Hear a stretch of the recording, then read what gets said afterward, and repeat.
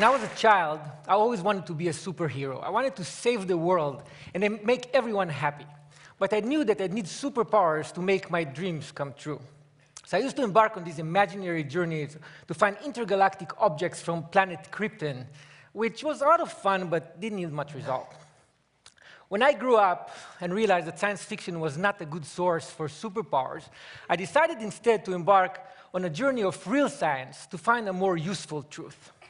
I started my journey in California with a UC Berkeley 30-year longitudinal study that examined the photos of students in an old yearbook and tried to measure their success and well-being throughout their life.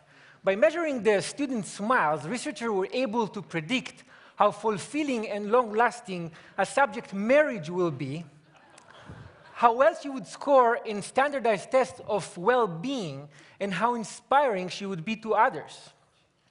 In another yearbook, I stumbled upon Barack Obama's picture. When I first saw his picture, I thought that his superpowers came from his super collar. But now I know it was all in his smile.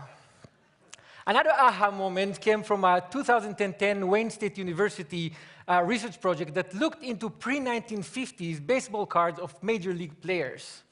The researchers found that the span of a player's smile could actually predict the span of his life.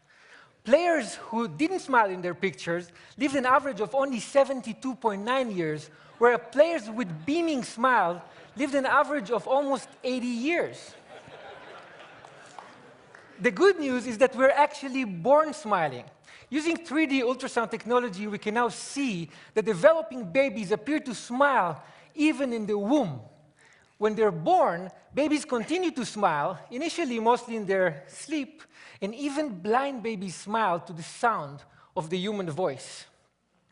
Smiling is one of the most basic biologically uniform expressions of all humans.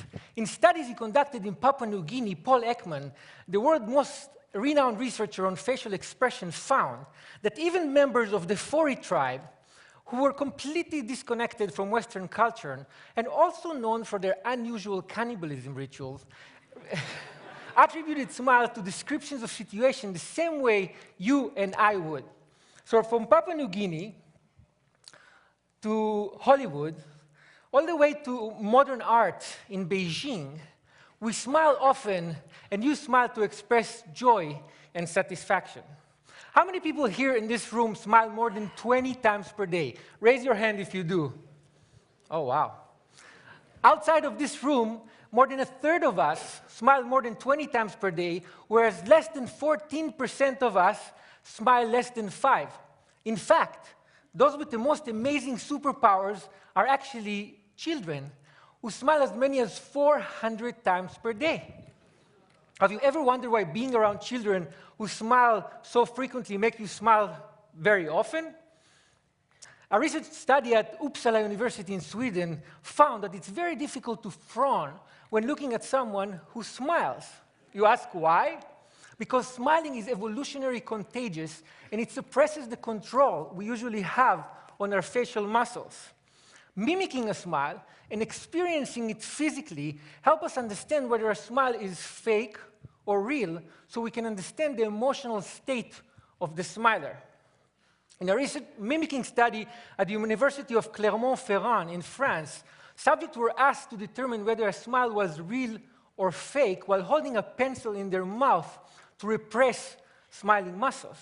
Without the pencil, subjects were excellent judges, but with the pencil in their mouth, when they could not mimic the smile they saw, their judgment was impaired.